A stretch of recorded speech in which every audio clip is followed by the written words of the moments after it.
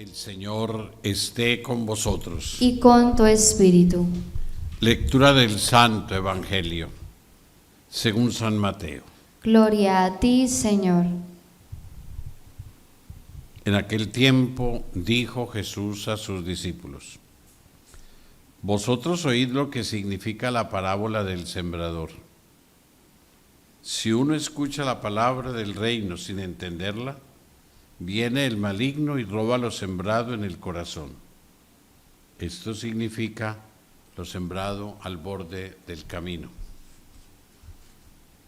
Lo sembrado en terreno pedregoso significa el que escucha la palabra, la acepta enseguida con alegría, pero no tiene raíces, es inconstante, y en cuanto viene una dificultad o persecución por la palabra, sucumbe. Lo sembrado entre zarzas significa el que escucha la palabra, pero los afanes de la vida, la seducción de las riquezas, la ahogan y queda estéril. Lo sembrado en tierra buena significa el que escucha la palabra y la entiende, y da fruto, y produce 100 o 60 o 30 por uno. Palabra del Señor. Gloria a ti, Señor Jesús.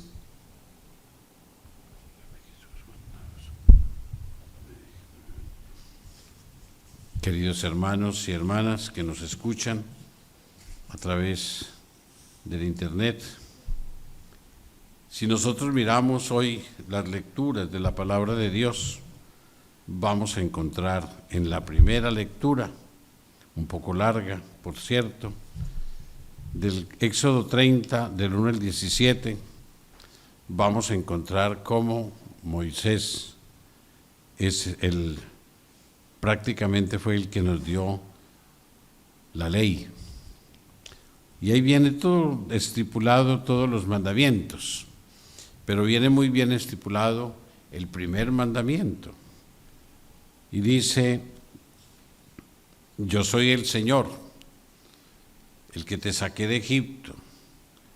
Podríamos decir hoy también: yo soy el Señor, que te saqué del pecado.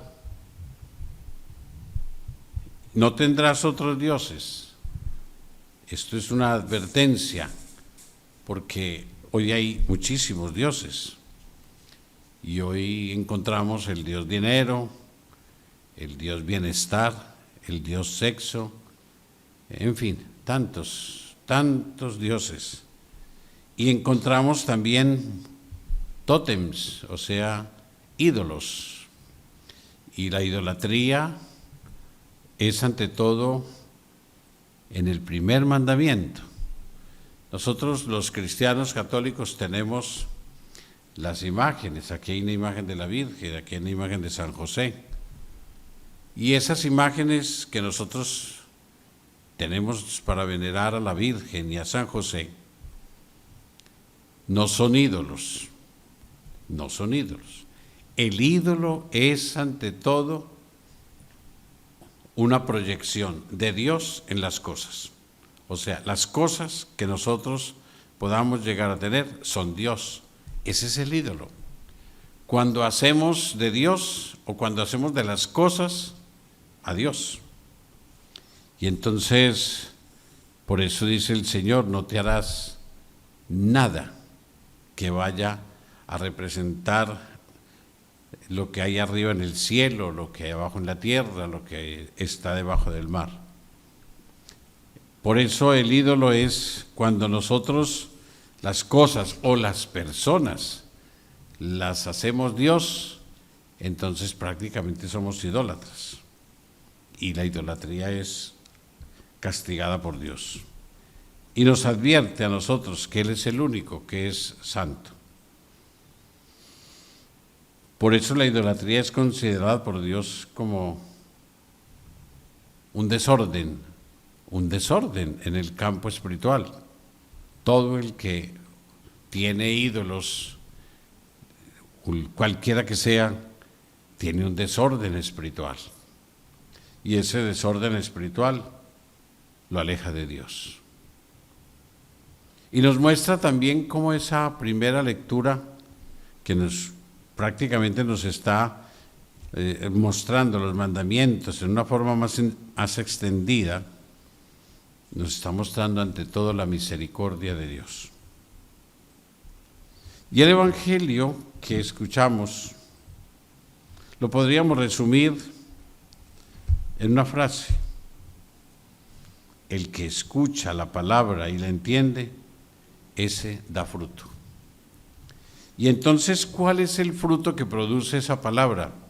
Uno solo. El fruto que produce es la santidad. La palabra de Dios nos tiene que hacer santos.